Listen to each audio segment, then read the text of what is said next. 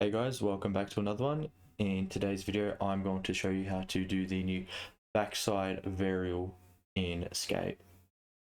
The backside varial is one of the new tricks that they have added in the new season, and it is a similar variation of the finger flips. The super easy trick, all you need to get comfortable with is the pop shove it movement.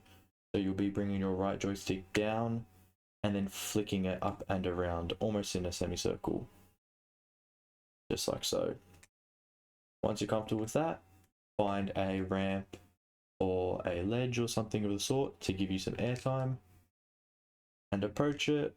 Once you're in the air, hold right trigger and do that same motion. Trigger and that same motion, and there is your backside varial. We'll try it just one more time. Right trigger and pop shove it motion. Super easy little trick, and that was all. If you have anything else you'd like to suggest, let me know in the comments, and don't forget to like and subscribe. See ya.